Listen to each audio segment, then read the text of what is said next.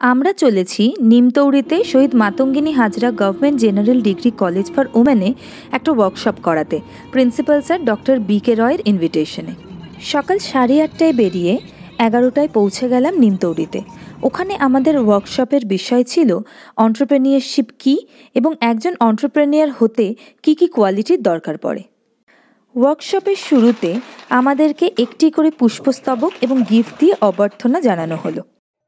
প্রায় 60 জনের মতো স্টুডেন্ট আমাদের এই ওয়ার্কশপটি অ্যাটেন্ড করেছিল। সবথেকে যেটা ভালো লেগেছে সেটি হলো তাদের স্বতঃস্ফূর্ত উপস্থিতি আর শেখার আগ্রহ। ওয়ার্কশপে আমরা 3 জনই নিজের অন্টারপ্রেনিউরিয়াল জার্নি এবং আমুক্তিকার গড়ে ওঠার গল্প শেয়ার করি।